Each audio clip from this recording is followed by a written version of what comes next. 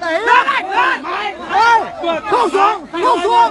không đánh rồi không đánh rồi không xuống nữa Châu này em thoải mái anh bảo không bao giờ nó cổng được lên không bao giờ nó cổng được lên yên tâm đi nước đâu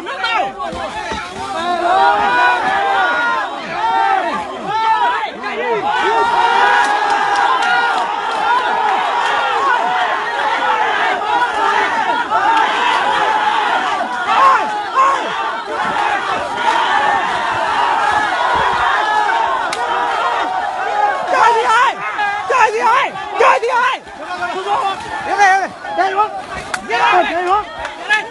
đây luôn bình tĩnh nhá rất là bình tĩnh nhá đây đi bạn đây cho nó bạn đây cho nó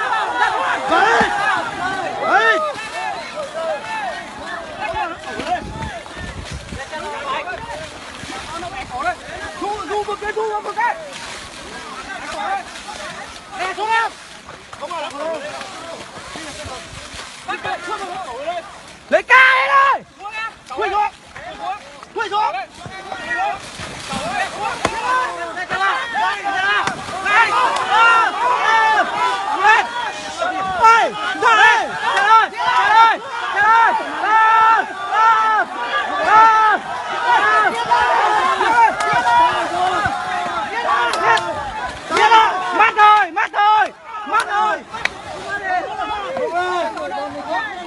cố lên bảo hành để cho tao bảnh để cho tao em chạy đi để cho tao em bảo hành mau đi em bình tĩnh đi người nó bác cúi xuống mà chủ lúc không mua không cả các lọ chủ không mua chủ không mua dưới cả các lọ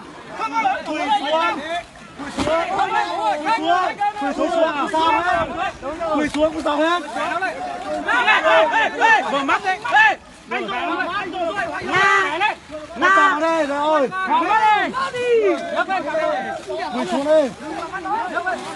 rồi vào mắt đấy rồi vào mắt của mình chỗ của mình đấy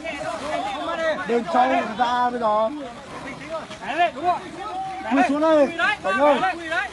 không vào rồi mày cố gắng lên mắt gì